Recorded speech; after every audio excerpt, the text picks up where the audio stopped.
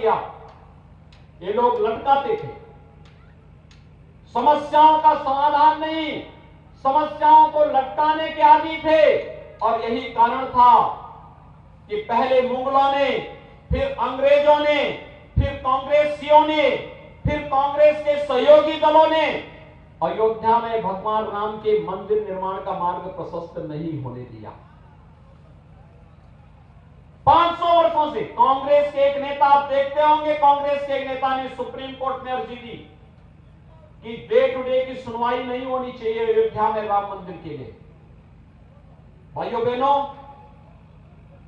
अगर केंद्र में मोदी जी के नेतृत्व की सरकार नहीं होती, उत्तर प्रदेश में भारतीय जनता पार्टी की सरकार नहीं होती, जो लोग धमकी देते थे कि कश्मीर में धारा 370 हटेगी तो खून की नदियां बहेंगी, जो लोग नारेबाजी करते थे कि अयोध्या में राम मंदिर का फैसला आ जाएगा तो खून की नदियां बहेंगी, हम लोग तब भी कहते थे जमाना बदल गया है, अब खून की नदियां नहीं बहेंगी, देश में सौहार्द की नदियां बहेंगी, देश में शांति और सौहार्द का एक नया पाठ पढ़ाया जाएगा। जो लोग कहते थे खून की नदियां बहेंगी, हम लोग कहते थे कोई खून की नदी नहीं बहने वाली है, एक मच्छर भी नहीं मरने वाला है, फैसला आने दीजिए, शांति और सौहार्द के नए युग की शुरुआत होगी। और भाइयों बहनों, यही हुआ। इनकी चिढ़ तो इस बात को लेकर के कि समस्या का समाधान कैसे हो गया। जो समस्या 500 वर्षों से लटकाया जा रहा था, आज भारत के लोकतंत्र की ताकत ने, भारत के न्यायपालिका की ताकत ने अयोध्या में राम जन्मभूमि के जुड़े हुए विवाद का समाधान करके अयोध्या में भगवान राम के भव्य मंदिर के निर्माण का मार्ग प्रशस्त कर दिया। भारतवासियों के लिए इससे बढ़कर के खुशहाली की बात दूसरी क्या हो सकती है। और इसीलिए इन सबसे चिढ़ करके कि एक एक करके भारत की समस्या का समाधान हो रहा है, और समस्या का समाधान किस कदर, अभी तो केजरीवाल जी ने हनुमान चालीसा ही पढ़नी शुरू की है। भाइयों बहनों, आप देखना आगे आगे होता क्या है। ओबीसी भी एक दिन हनुमान चालीसा का पाठ करता हुआ आपको दिखाई देगा। आप देखना, ये निश्चित होगा, क्योंकि ये वही लोग हैं। याद करिए, जब धारा 370 हटाई जा रही थी तब 3 लोग विरोध कर रहे थे। 2 नमूने भारत के थे, उनमें से एक राहुल गांधी थे, एक श्री अरविंद केजरीवाल थे, जो धारा 370 को हटाने का विरोध कर रहे थे, और एक पाकिस्तान के प्रधानमंत्री इमरान खान थे। यानी 3 लोगों को परेशानी हुई थी। पूरे देश ने खुशहाली मनाई थी, लेकिन 3 लोगों को परेशानी हुई थी। भाइयों बहनों, इनकी मंशा समझ सकते हैं। ये लोग भारत को कहां ले जाना चाहते हैं, इनकी मंशा को समझने की आवश्यकता है। और इसीलिए आप सबसे मैं अपील करने के लिए आपके बीच में आया हूं। अपील आपसे यही कि भारतीय जनता पार्टी जो कहती है सो करके दिखाती है। मोदी जी के नेतृत्व में 5.5 वर्ष का देश के अंदर कार्यकाल, देश के अंदर इंफ्रास्ट्रक्चर डेवलपमेंट के लिए मैं तो ये समझ नहीं पाया कि अरविंद केजरीवाल कैसा व्यक्ति है। बोलता कुछ और है, करता कुछ और है। उन्हें विकास से मतलब नहीं, गरीब जनता से मतलब नहीं, दिल्ली की जनता के प्रति उनके मन में कोई सहानुभूति नहीं। दिल्ली के अंदर जो अस्त व्यस्त व्यवस्था पड़ी हुई है, इनके बारे में उनके मन में एक भी कहीं सहानुभूति नहीं। उनकी सहानुभूति दिल्ली की जनता से नहीं, दिल्ली के नौजवानों से नहीं, दिल्ली की महिलाओं से नहीं। अगर दिल्ली की बेटियों के प्रति उनके मन में थोड़ा भी सम्मान होता तो उनके एक सहयोगी सुप्रीम कोर्ट में निर्भया के दोषियों को फांसी की सजा न सुनाने की बात नहीं करते।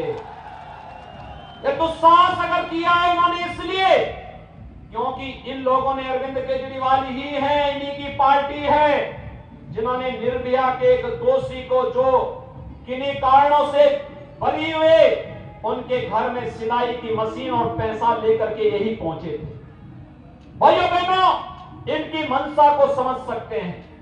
ये लोग भारत के प्रति इनकी कोई सहानुभूति नहीं है, ये भारत के विकास के प्रति नहीं, भारत में सुशासन के प्रति नहीं, नौजवानों के लिए, गरीबों के लिए, महिलाओं के मन में के प्रति इनके मन में न सम्मान है न सहानुभूति है। इनकी सहानुभूति तो शाहीन बाग और निजामुद्दीन के धरने में बिरयानी खिलाने वाले लोगों के प्रति है। मैं आपसे पूछना चाहता हूं, इस शाहीन बाग का जो एक धरना है, क्या ये भारत के हित में है क्या इसके प्रति है क्या? भाइयों बहनों, जब श्री अरविंद केजरीवाल धारा 370 का विरोध कर रहे थे कश्मीर में, मैं समझ नहीं पा रहा था कि पूरा देश खुशहाली मना रहा है कि जिस धारा 370 का विरोध बाबा साहब डॉक्टर भीमराव अंबेडकर ने किया था, जिस धारा 370 के विरोध के लिए डॉक्टर श्यामा प्रसाद मुखर्जी जी बलिदान हुए थे और उन्होंने नारा दिया था, एक देश में दो प्रधान, दो विधान और दो निशान नहीं चलेंगे का नारा दिया था। और पूरा देश आज जब दीपावली मना रहा है धारा 370 को समाप्त करने के लिए, तब अरविंद केजरीवाल विरोध क्यों कर रहे हैं? लेकिन 3 दिन पहले मैंने देखा, जब दिल्ली का चुनाव एक नई अंगड़ाई लेकर के भारतीय जनता पार्टी के पक्ष में उतरता हुआ दिखाई दे रहा था, उसी समय पाकिस्तान के एक मंत्री का बयान अरविंद केजरीवाल के पक्ष में आ जाता है। आपने देखा होगा, क्या पाकिस्तान का मंत्री अरविंद केजरीवाल और विपक्षी दलों के साथ भारतीय जनता पार्टी के खिलाफ बयान दे रहा है? ये पाकिस्तान का मंत्री के बयान का मतलब क्या आप समझ चुके होंगे। यानी इनकी भारत के प्रति मंशा क्या, जिस कार्य से पाकिस्तान खुश होगा, क्या आपको वह कार्य करना चाहिए क्या? भारतवासियों को कार्य करना चाहिए क्या? क्या पाकिस्तान भारत के विकास और भारत की समृद्धि से खुश होता है क्या? क्या पाकिस्तान एक भारत श्रेष्ठ भारत का समर्थक है क्या? पाकिस्तान तो आतंकवाद का समर्थक है, पाकिस्तान अलगाववाद का समर्थक है, पाकिस्तान दुनिया के अंदर एक आतंकी देश है, पाकिस्तान स्वयं बदहाल है और पाकिस्तान अपने कर्मों से, अपने पाप से आज स्वयं अपने अस्तित्व के लिए जूझ रहा है। और वह पाकिस्तान, अगर उस पाकिस्तान का मंत्री भारत के अंदर दिल्ली विधानसभा चुनाव में कांग्रेस और आम आदमी पार्टी के समर्थन में बयान जारी करता है, तो आप अनुमान कर सकते हैं कि इनकी मंशा क्या है भारत के प्रति। और इसलिए मेरी आप सबसे अपील है, आपके सामने भारतीय जनता पार्टी ने श्री अनिल झा को अपना प्रत्याशी बनाया है। वे यहां से 2 बार विधायक रहे हैं, दिल्ली विधानसभा में बेहतरीन कार्य करने के लिए जाने जाते हैं।